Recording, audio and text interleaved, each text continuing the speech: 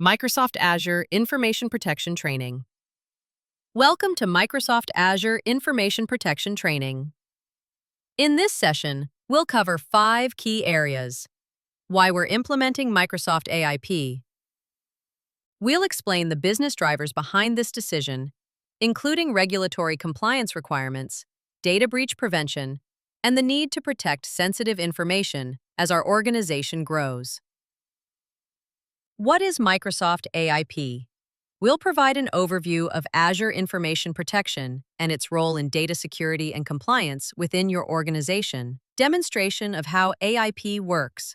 You'll see the classification, labeling, and protection features in action, including how sensitive data is automatically identified and secured.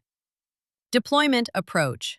We'll walk through the phased rollout plan, including pilot groups, timeline, and what support resources will be available during the transition. Your role moving forward. We'll discuss what changes you can expect in your daily workflow and the specific actions you'll need to take to ensure proper data handling and compliance. By the end of this training, you'll understand why this change is happening, how to classify and protect sensitive information using AIP's built-in tools and policies, what to expect during our rollout process. Let's begin by discussing why our organization has decided to implement Azure Information Protection and what this means for our data security posture. What is Microsoft Azure Information Protection? Microsoft Azure Information Protection, AIP, is a cloud-based data protection solution that helps organizations classify, label, and protect their sensitive information. Microsoft AIP discovers, classifies, and protects sensitive data across your organization, whether it's stored in emails, documents, databases, or shared files. Our systems need to recognize which data is internal, sensitive, or confidential so that it can be protected appropriately. Microsoft Purview Information Protection enables us to classify and label data accordingly, allowing the system to apply the necessary protection measures. Understanding sensitivity labels. Now, you might be wondering, how does the system know what data is sensitive, internal, or confidential? That's where sensitivity labels come in. Once Microsoft Purview Information Protection is implemented, you'll start seeing different labels in your Microsoft applications. These labels, such as public, internal, confidential, sensitive, and secret, are used to define how sensitive a file or email is. Initially, data classification will be done manually by users selecting appropriate labels. However, we also plan to enable auto-labeling policies, which use predefined rules to automatically detect and classify sensitive information, like identity numbers, financial data, or other confidential content based on patterns and keywords configured by our IT team. How to use sensitivity labels. When choosing sensitivity labels manually, you might wonder how to determine what each label means and whether it's the appropriate one to use. This is how you get the label information. If you hover your mouse pointer over any sensitivity label, a tooltip will appear displaying a description that explains what the label means and when it should be applied. This guidance helps ensure you select the most appropriate classification for your content. There won't be any confusion when assigning labels, since most organizational data will use the internal label. This represents the standard classification for regular business information used in internal company processes, whether shared with internal users or external business partners. Labels such as confidential, sensitive, and secret should be used sparingly and only for content that truly requires heightened protection measures, because these labels restrict data sharing. Advanced label features. When applied, for instance, when you assign the confidential, specific users label to a file, Microsoft AIP will give you options to define the level of access you want to grant to a specific user or group. You can grant view only, access, or editor access, if it's a file that must be updated by different parties.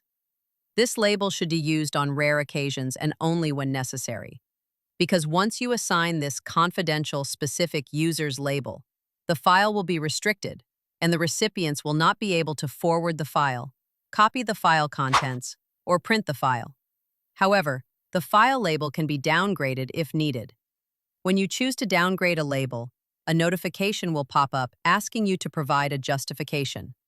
Choose the appropriate justification and proceed. Data sharing and protection. Once Microsoft Information Protection is implemented, it will offer protection to both files and emails. Microsoft Azure Information Protection does not by default block the sharing of data with internal or external users, but it can restrict data access and sharing based on the sensitivity label assigned and the policies configured. What can block data sharing is DLP. DLP stands for Data Loss Prevention, and it can be configured to block data sharing based on data classification and organizational requirements. What this means for you. You're probably curious about what this means for you as a user. From your perspective, the only change you'll notice is needing to assign a label before sharing files or emails. Everything else will work exactly as it does now. Implementation timeline. How and when will this solution be implemented? The implementation follows a phased approach, rolling out to one business unit at a time. Our deployment strategy includes the following steps to ensure successful implementation. Stakeholder engagement. The IT team conducts initial meetings with business unit stakeholders to discuss the deployment strategy and timeline. Application assessment. We identify and evaluate existing application workflows and any systems that export files to Microsoft applications, conducting necessary compatibility testing. Test user selection. The business unit designates a group of users to participate in pilot testing before full deployment. Pilot access provisioning. Microsoft AIP access is granted to the selected test users to begin the evaluation phase. Monitoring and feedback. The business unit observes Microsoft AIP performance with test users and provides detailed feedback on functionality and user experience. Approval for rollout. Upon receiving positive feedback and formal approval from the business unit, we proceed with broader implementation planning. Training and communication. The IT team delivers comprehensive training resources to all business unit users, covering Microsoft AIP functionality and deployment schedules. Full deployment. With stakeholder authorization, we deploy Microsoft AIP to all remaining users in the business unit. Post-implementation review. We conduct follow-up assessments with the business unit to gather results, feedback, and identify any necessary adjustments. This methodical approach ensures minimal disruption while maximizing user adoption and system effectiveness. Minimum licensing requirements for Microsoft AIP data classification. Users must have a Microsoft 365 E3 or Microsoft 365 E5 license for full functionality. Users with a Microsoft 365 E1 license can view labels but with limited functionality.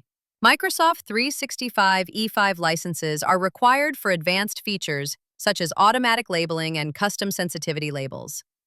Cost coverage. The current licensing cost will be covered by the SSA Technology Group. Support and assistance. If you have any questions or comments regarding Microsoft AIP data classification, please don't hesitate to contact us. We are available to provide any assistance you may need. Thank you for your time and cooperation.